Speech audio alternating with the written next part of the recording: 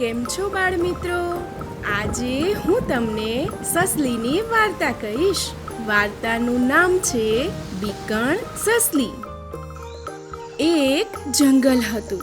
તેમાં ભાતના પ્રાણીઓ રહે. તેમાં એક સસલી પણ રહે. સસલી તો ભારે બીકણ. પવન આવે તોય બીએ. એકવાર તે એક ઝાડ નીચે બેઠેલી ને તેના પર પડ્યું પાંદડું. તેને થયું આભ પડ્યું. બાલ મિત્રો, આભ એટલે આકાશ. તે તો ભાગવા માંડી. ત્યાં સામે મળ્યું શિયાળ. શિયાળ કહે, સસલીબાઈ કેમ ભાગો છો? સસલી કહે, ભાગો રે ભાઈ ભાગો. દટ્ટણ આવ્યું પટ્ટણ આવ્યું, ઊંચેથી આભ પડ્યું. પીઠ મારી ભાંગી નાખી, ભાગો રે ભાઈ ભાગો. આ સાંભળી સસલી ભેગું શિયાળ પણ ભાગ્યું. ત્યાં સામે મળ્યો ઘોડો. પછી મળ્યું ઊંટ. પછી મળ્યો ગધેડો. અને પછી મળ્યા હાથી ભાઈ. સૌ કોઈ સસલીને પૂછે, સસલી બેન કેમ ભાગો છો? સસલી કહે, ભાગો રે ભાઈ ભાગો.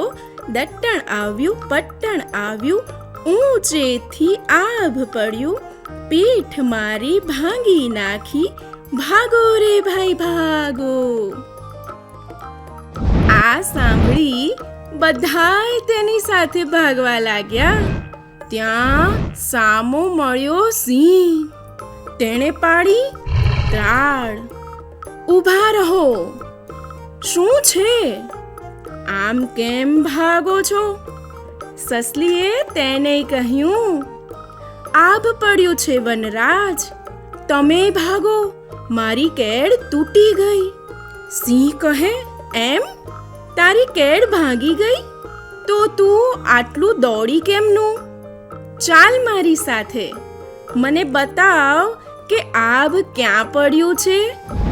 ને પછી આખુંય સરઘસ આવ્યું પેલા ઝાડ પાસે. ને જુએ તો ઘાસ પર પડેલું પાંદડું. સિંહ કહે, આ તારું આભ? સસલી, તું તો ભારે બીકણ. તું તો ભાગી, પણ આ બધાયને ભગાડ્યા. આ સાંભળી બધા જ પોતપોતાની મૂર્ખાઈ પર હસી પડ્યા. બીએ એને બધે આફતના ઓળા દેખાય.